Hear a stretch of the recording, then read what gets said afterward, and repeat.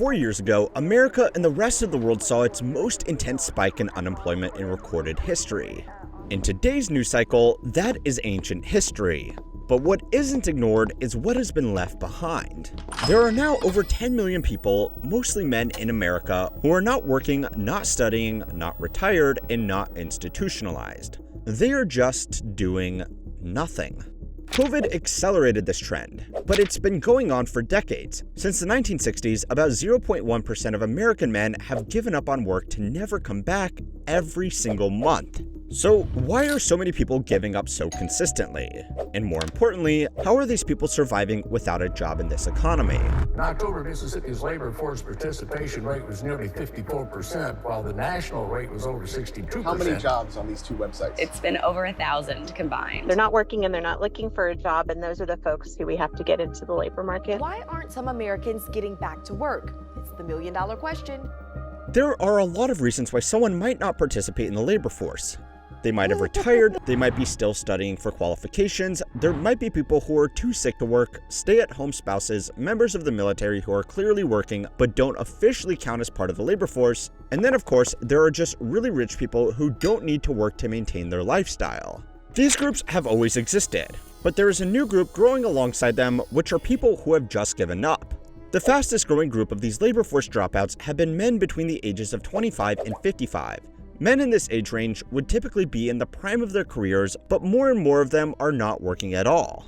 Now, some of this can simply be explained by the fact that more women have entered the workforce. In fact, up until 2008, women were entering the workforce almost as quickly as men were leaving it. Some men just took on domestic roles as stay-at-home husbands while their wives or partners focus on their careers instead. According to Pew Research, young women are now earning significantly more than young men in most major cities in America. Young women are also graduating college at higher rates than men, so it makes sense that a growing group of men are tossing aside typical gender roles and doing work that doesn't get counted as typical employment. If this were the whole story, there would be absolutely nothing wrong with this. But let's be honest. Having a stay-at-home parent, no matter what gender they are, is a luxury that most people simply cannot afford in the modern age, especially young people who are the fastest growing group of labor force dropouts. There is something more going on here.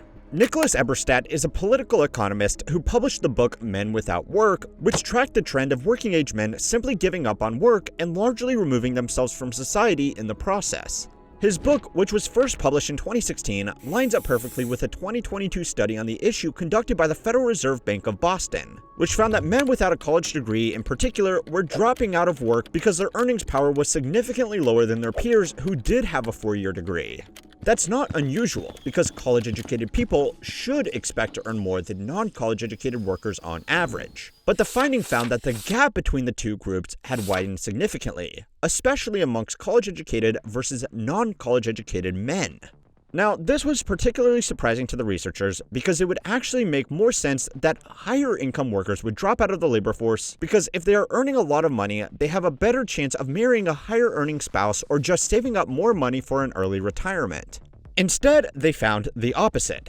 The group that earned less were more likely to drop out of work. And yes, before you ask, the study did account for the fact that people not working won't be making an income, so they would automatically be in the non-working low-income group. Now, since men are now overrepresented in non-college graduates, they were the largest group of people giving up on work. But even though it's tempting to make this an entirely gender-specific issue, and to be honest, it would make for a more engaging YouTube video, there are some bigger forces at play here. The reason that people with lower incomes were dropping out was simply because they had less to lose and more to gain. Most unskilled jobs cannot buy you a comfortable lifestyle basically anywhere in America anymore. And as more people tie their identity and social status to their work and income, it's become much harder to accept unglamorous service positions. If you were given two options, honestly consider which one you would choose. You could scrape by working a few minimum wage jobs where you are on your feet dealing with customers and managers all day. A job where you are unlikely to advance too far without a degree, and you won't have much time or energy left at the end of the day to pursue side projects. You might also be working a job that you aren't exactly proud to share with your friends, family, or romantic interests. The other option is that you could scrape by on whatever government programs or family support you could find. Maybe work on some side projects in your spare time, or just fill your day with low-cost recreation like playing video games. I would like to think I appreciate the value of a hard day's work. but I have always had the luxury of a prestigious career and successful business. Given these specific options, how would you choose to spend your day? If you are brave enough, go ahead and share it in the comments below, so people on the internet can call you a bootlicker or a lazy zoomer respectively. Now, the second option also has the advantage that if someone asks you what you do for work, you can just tell them that you are working on a new business or taking some time off. The Fed study found that this was one of the biggest reasons people didn't want to take on jobs that they thought were beneath them. Now, no matter what side of the fence you are on, this issue affects us all. These millions of people are out of work at the same time as we have major issues with worker shortages in our most important industries. And this trend is only going to get worse unless something changes. So it's time to learn how money works to find out how these people are surviving without work and what it means for the rest of the workforce if they never come back. This week's video is sponsored by Brilliant. Brilliant is an interactive learning platform that turns complex topics into engaging and easy to understand lessons. Whether you're interested in math, data analysis, programming, or AI, Brilliant helps you master the material through hands-on problem solving. One of their latest offerings is the Introduction to Probability course. This course dives into the fundamentals of probability, teaching you how to make informed decisions by analyzing real-world data. It's perfect for anyone learning to enhance their critical thinking and data interpretation skills. I've personally found this course invaluable. It breaks down challenging concepts into bite-sized lessons, making it easy to follow and apply in everyday situations. Plus, learning through interactive exercises is so much more effective than traditional methods. What I love about Brilliant is how seamlessly it fits into your daily routine. You can learn in just a few minutes a day on your computer, smartphone, or tablet, making it incredibly convenient no matter how busy your schedule is. To try everything Brilliant has to offer, including their Introduction to Probability course, for free for a full 30 days, visit brilliant.org/howmoneyworks or click the link in the description. You'll also get 20% off your annual premium subscription. Apart from a few early retirees that made a lot of money at a young age, most of the people who are not working and are not looking for work are living extremely basic lives. Eberstadt's research went beyond the broader demographic studies and focused a lot on trying to figure out what these people were actually doing with their time. Now, the next few minutes are going to contain some hard-to-swallow pills, and even though Eberstadt is sometimes a bit direct with the way he lays out the facts, his research and his recommendations address some of the most important issues in our society. He found through national surveys that the average man not in work or looking for work was basically doing what you might expect. They were sitting at home, spending a majority of time behind a screen.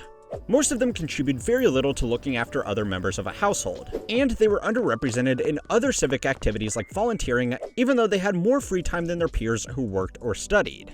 He also poked holes in the idea that a lot of these men had just become stay-at-home spouses taking care of chores to support their working partner, a role that was, in the past, typically performed by women. Unfortunately, according to the federal survey data he collated, the average labor force dropout spent an equal amount of time on household care as the average employed woman, and 5 minutes less per day than the average unemployed man, who would theoretically be spending at least some of their time looking for a new job. What they were spending their time on was leisure activities and sleeping. The average person who had dropped out of the labor force was also far less likely to have children or a partner, and Eberstadt theorized that there were two reasons for this. The first reason was that children, dating, and a family life are expensive commitments that people trying to get by without a job just simply wouldn't be able to afford. The second reason was that people with a family to support were inherently more motivated to go out and provide, even if it meant working a job that a single person wouldn't.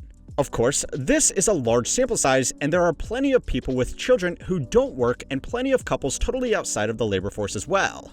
But even without these typical responsibilities, daily life is still very expensive. Government benefits for people out of work typically only extend to those people who are either actively seeking work or cannot work because of an illness or disability. The exact makeup of these assistance programs varies state to state. And of course, outside of America, different countries have different levels of social welfare. But America is where this trend has been most pronounced, and it's also where a bulk of the research on this trend has been done. So as anybody who has ever tried to apply for government welfare in America will tell you, the burden of proof to qualify for these payments can be exceptionally high, with the only real exception being COVID-era stimulus, where arguably the burden of proof for payments was too low. Saying you need unemployment payments because you would prefer to stay at home all day vaping and playing Fortnite isn't going to fly with Uncle Sam. What Eberstadt did find, though, was that it had become much easier for people to qualify for disability payments, which in most circumstances do not require recipients to be actively looking for work to maintain their payments. In his own book, he highlights how difficult it was to find consistent data on all of the government programs that might be available to these people. And of course, needlessly pointing the finger at assistance to some of society's most vulnerable people is not the point here. What is, though, is that according to data from the Department of Social Security, annual disability insurance payments have outpaced all other major programs. They provide the data as a table, but here is a nice visual line chart. Dr. Dwight R. Lee, an economist, also proposed that a major element that Eberstadt overlooked was that a lot of these men were working. They were just doing it in the underground economy, which was estimated to be contributing about $2 trillion, or about 12% of US GDP. This could include these people doing anything from working informal cash jobs to skirt tax and minimum wage laws to outright illegal operations like shoplifting or selling drugs. So the work of these researchers paints an image of this growing group of individuals mooching off friends, family, and the government, while wasting their days away playing video games or being an overall burden on society.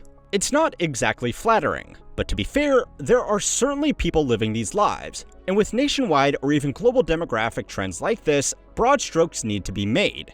The researchers studying this trend are actually highly sympathetic to the situation of these people, and they seem motivated to actually fix the cause of these problems. I will of course be leaving a link to the full book in the video description if you want to read it yourself, as well as some great interviews these men have done that lets them articulate their grim feelings in a way that's a bit more human.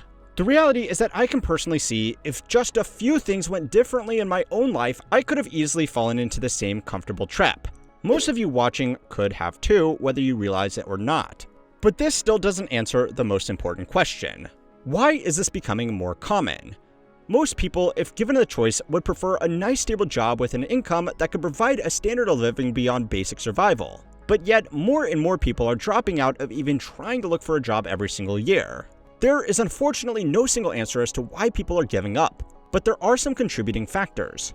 Firstly, competition for good prestigious jobs have become far more fierce, while pay for basic jobs has not kept up with living costs. Technology has made it much easier to isolate oneself from the rest of the world, and there are other broader social issues like the opioid epidemic that at the very least have not helped this trend. One of the most damaging factors has been the insidious myth of the skills shortage, which has led to an economy where millions of people don't have a job, but there are millions of jobs that don't have people to fill them. I am going to be writing an article about how the idea of a skills shortage has been used to undermine the traditional career path of millions of Americans over on my free email newsletter linked in the video description. Something like the rise and fall of the tech bro is a clear demonstration that even the most talented and driven workers have less control over their careers than they might like to admit. So if you like this video, check out that one next to keep on learning how money works.